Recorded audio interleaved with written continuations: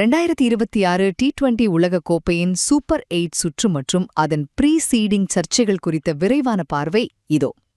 League சுற்றுகள் முடிந்து super 8 ஆரம்பிக்க போகிற இந்த சுவாரஸ்யமான நேரத்துல ஐசிசியோட விதிகளால் முதல் பிரிவில் மட்டும் இதுவரை தோற்காத பலம் வாய்ந்த அணிகள் எப்படி சிக்கிக் கொண்டன, அதை பத்தின விமர்சனங்கள் என்னன்னு பார்க்கலாம். முதலில் குரூப் 1ல் நடந்திருக்கிற ஒரு விசித்திரமான விஷயத்த பார்ப்போம்.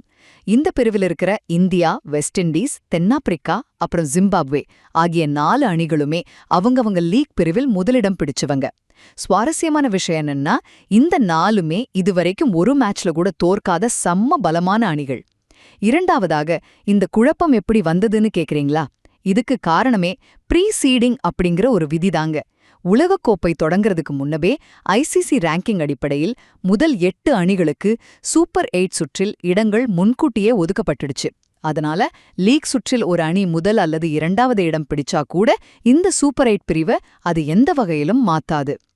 இறுதியாக பாவ ஜிம்பாப்வே அணிக்கு வந்த சோதனைய பாருங்க. சூப்பர் 8 சுற்றுக்கு ஆஸ்திரேலியா தகுதி பெறாததால அந்த பிரிவிலிருந்து முன்னேறிய ஜிம்பாப்வேக்கு ஆஸ்திரேலியாவோட இடம் அப்படியே தரப்பட்டுடுச்சு. லீக் சுற்றில் அவ்வளோ அருமையா விளையாடி முதலிடம் பிடிச்ச ஜிம்பாப்வேக்கு இப்படி சாம்பியன் அணிகளோட மோதுறதுதான் பரிசா? இது விளையாட்டோட நேர்மைக்கே எதிரானதுன்னு நிபுணர்கள் பலரும் கொந்தளிச்சிட்டு வராங்க.